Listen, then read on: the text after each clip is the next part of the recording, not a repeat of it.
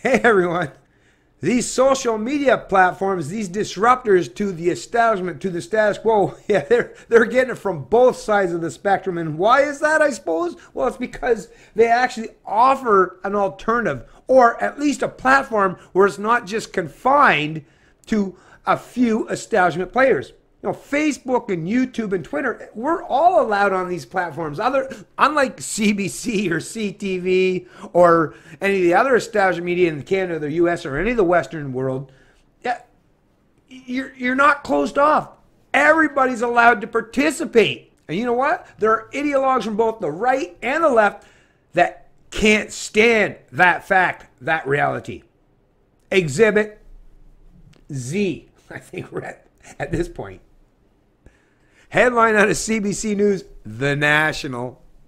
The National, right? Hey, how patriotic of you, CBC, but yet you're against patriotism. Yet Trudeau is, hey, we're post-nationalists. Well, apparently we're not post-nationalists because The National, CBC, Canada's broadcast corporate. Anyways, let's skip all that stuff. On to the article at hand. Facebook accused of trying to influence support for Kavanaugh. Facebook. It's just a platform, folks, but hey, whatever, right?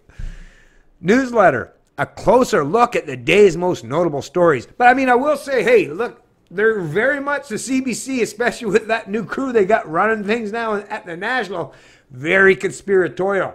I wonder why, listen, why do you folks have such disdain and hatred for people like Alex Jones? You're like the mirror image of that guy. You seem to love talking up conspiracy theories, right? Maybe you guys should get together sometime. Is it that you just can't stand some competition? Facebook furor. The political war over Brett Kavanaugh's nomination to the U.S. Supreme Court is inflicting some collateral damage on Silicon Valley. Facebook, which only weeks ago was alleged to be applying an anti-conservative bias to its newsfeed, is now facing accusations that it is trying to tip the social media balance in favor of Donald Trump's pick for the top court. So, like I said, what is it? Which is it? Is it that Facebook's totally anti-conservative is in their bias? Or is it the other way around? Or is it maybe just simply, and let me just throw this out there, that it's a platform where you're going to get a plethora of information from all areas of the political spectrum and from all people who possess and maintain or retain ideologies that are in completely opposition or of many variances. Because could that be it? You think? Is that a possibility? I think so. Observers and critics of the California-based company contend that the stories Facebook users are seeing about Kavanaugh are mostly coming from sympathetic right-wing media outlets. They add that the articles about Christine Blasey Ford, the woman who accused the judge of trying to rape her at a drunken 1982 house party, are highly critical and are being pulled from largely the same sources. Let me just say my own thing as far as this Kavanaugh. I've stayed above the fray. Like, yeah, I'm not delving into this division of the sexes, right, and picking one side or the other. Listen, the only thing that matters most to me as a libertarian or just as a decent human being is, yeah, the presumption of innocence until you've been proven guilty. That's all that I care about. I don't give a shit about this lady. I don't give a shit about this Supreme Court nominee. I don't give a shit about either of them. I just know that the presumption of innocence until you've been proven guilty is of paramount importance for individual liberty in all of Western society and should remain the supreme and most important aspect of this whole debacle, this whole story that we've been inundated now with for weeks. I mean, just the simple fact, I'm not, like I said, I don't want to delve down into it, but I will add one more thing.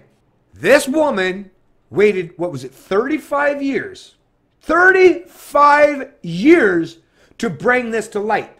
Just as this man was being appointed or potentially being appointed to the Supreme Court.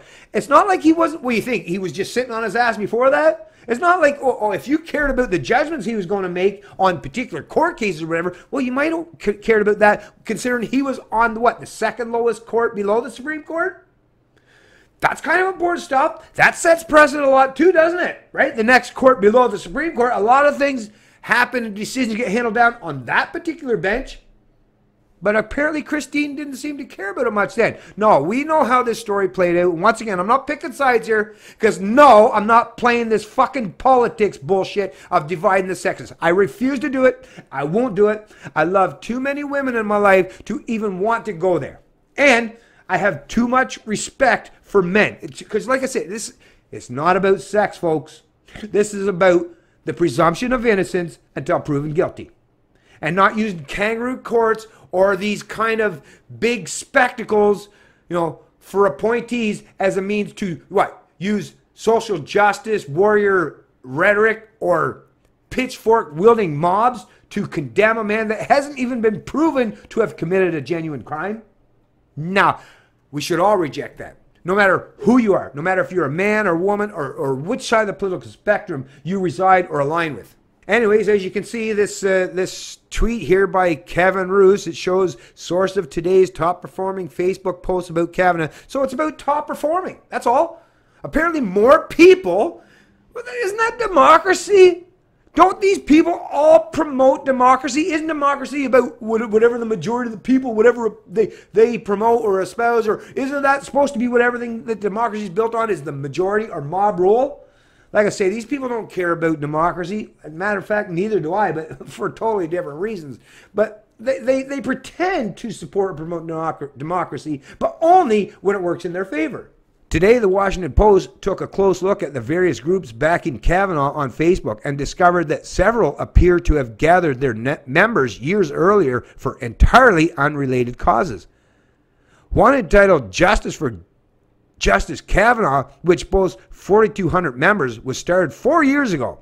In the past few months, it has been a forum supporting Bill Cosby and then an advocacy group for a Nike boycott. Yeah, so? What is this, news to people? Yeah, guess what? Lots of people that create Facebook pages, they change what that page, if something ended, like, well, let's go with the Bill Cosby thing. He's been convicted and sentenced. Obviously, you're not going to really keep your Facebook page talking about Bill Cosby stuff when it's already done and in the past. So I guess they probably renamed their page to reflect support for whatever that is now. That happens from everybody. They're not. Yeah, now, you could suggest maybe they should have started a new page, but whatever. What does it matter? What does it matter? Is it that you're fearful that there's a pretense that they have more support than they might have? Hey, that's possible. That is very possible. It's very plausible. But we also know, guess what? You could also spend maybe a few bucks, few $100 or a few $1,000 and buy likes or support. We know that's a potential too. So what are you pissed off that they didn't spend money and they already had an established base of support and their numbers look better? So therefore are perceived to have more credibility? Once again, you're suggesting that numbers matter something, but on the other side of it, numbers shouldn't matter. Wow. Another confirmed Judge Kavanaugh Enough is Enough, which has 27,000 members, started 4 years ago. Prior to the most recent name change, it was dedicated to trying to turn out the Republican vote for the coming midterm elections. Before that, it was a group criticizing Nike's Colin Kaepernick ad campaign. So once again, same story. They, like those in the established media, like to use numbers as a pretense for some form of legitimacy. I don't think numbers are anything remotely resembling proof of legitimacy. I mean, just go back to Isaac Newton or Galileo to learn that, yeah, you could be just one person telling everyone else on the whole planet that you're in complete disagreement with what they believe in and still be right. So one person could be right even if there's 1 million or 1 billion people that says they're wrong. Numbers don't mean anything. Facts, reality, objective logic, reason, right? Science. That's what determines what's real from fiction. But once again, we're talking about politics here, so that's a game that's up in the air. You people like to play politics, and what it is the left is showing time and time again, they don't like to lose, and they'll use whatever rhetoric, however nasty it is, to paint their political opponents or their ideological opponents as doing anything that's different than what they do. When in reality, they all do the same thing. Anyways, I'm not going to read any more of this crap, but I just thought it was hilarious that Facebook is now being accused of what? Right-wing conspiracy site now, when they were completely being accused of being the opposite. So I guess in some way, Facebook, you seem to be doing a pretty good job, because if you're being attacked by people from both sides of the political aisle, then maybe you're doing the right thing after all. Although I will suggest that as much as you can use that hands-off approach, the better you're going to be as a platform, and the less accountability you're going to be held to for this kind of bullshit. Keep your hands off, let people do their thing, let them argue and bicker back and forth, and just remain on the sidelines, and you'll do okay in the end. And the rest of us will all benefit, because it allows us to say what we've got to say without being restricted or having our freedoms encroached upon. It's Canadian Libertarian, and I love liberty.